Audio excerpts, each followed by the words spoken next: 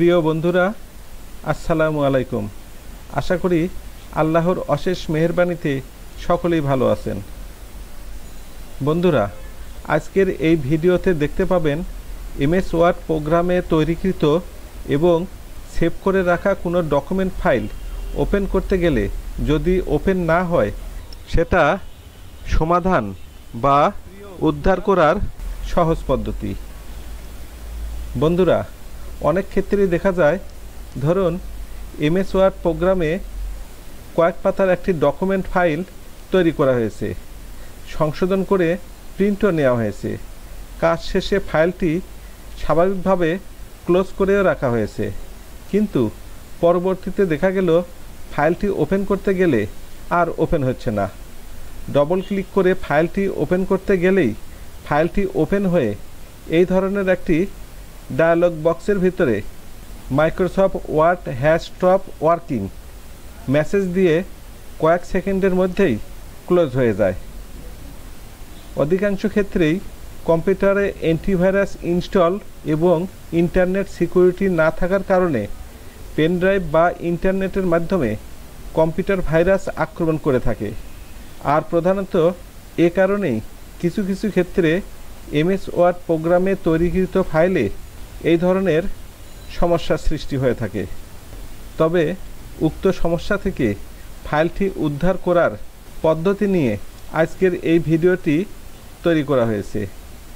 ভিডিওটি মনোযোগ সহকারে দেখুন এবং সে অনুযায়ী কার্যক্রমটি পরিচালনা করুন। আমি আশা করি এই পদ্ধতি অনুসরণ করলেই ইনশাআল্লাহ সমাধান পেয়ে যাবেন।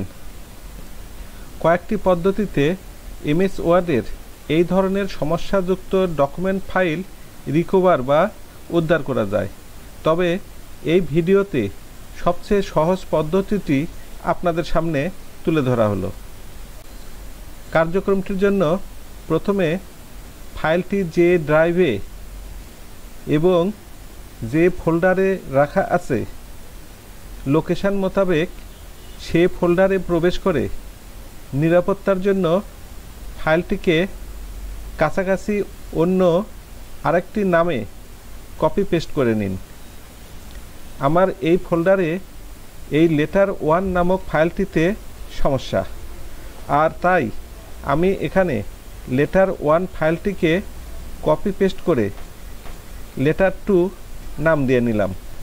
এবার এই লেটার 2 ফাইলটির উপর মাউস দ্বারা রাইট ক্লিক করার পর আমাদের সামনে এই ধরনের একটি পপ আপ মেনু হাজির হবে। এবার এখান থেকে এই ওপেন উইথ অপশানটি নির্বাচন করুন। এবার আমাদের সামনে ফাইলটি ওপেন করার জন্য এই ধরনের আরেকটি উইন্ডো হাজির হবে, যেখানে বেশ কয়েকটি অপশান দেখতে পাবেন।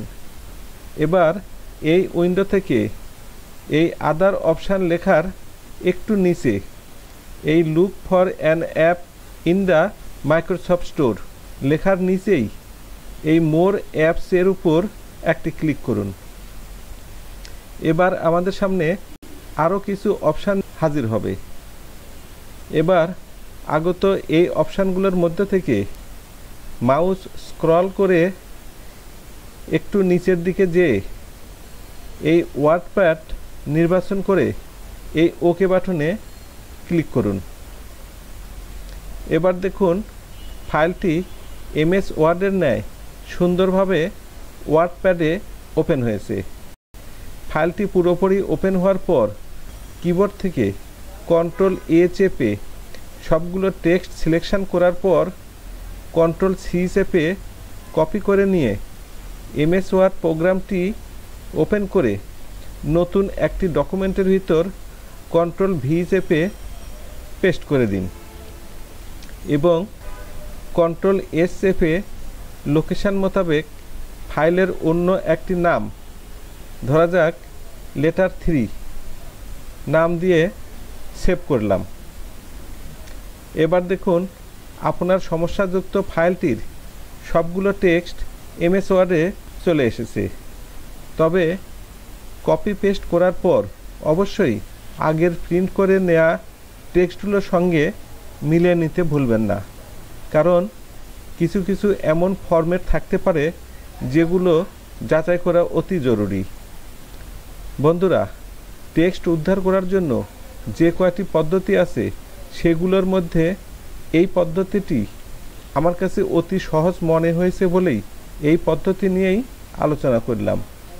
তবে পরবর্তীতে অন্যান্য পদ্ধতিও দেখানোর চেষ্টা করব। কার্যক্রমটি শেষ হলে এবং সব কিছু ঠিক আছে নিশ্চিত হলেই আগের ওই সমস্যাযুক্ত ফাইল অর্থাৎ এই লেটার 1 এবং লেটার 2 ফাইল দুটি মুছে ফেলতে পারেন এবং নতুন নাম দেয়া এই লেটার 3 নামক ফাইলটিতেই বাকি কাজগুলো সম্পূর্ণ করবেন। বন্ধুরা, এতক্ষণ এই ভিডিওতে এমএস ওয়ার্ড প্রোগ্রামে তৈরিকৃত এবং সেভ করে রাখা কোনো ডকুমেন্ট ফাইল ওপেন করতে গেলে যদি ওপেন না হয় সেটা সমাধান বা উদ্ধার করার সহজ পদ্ধতি দেখানো হলো। আমি আশা করি ভিডিওটি আপনাদের অনেক এবং অনেক উপকারে লাগবে।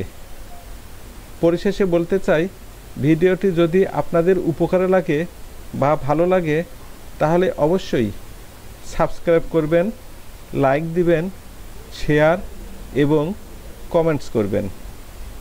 ধন্যবাদ।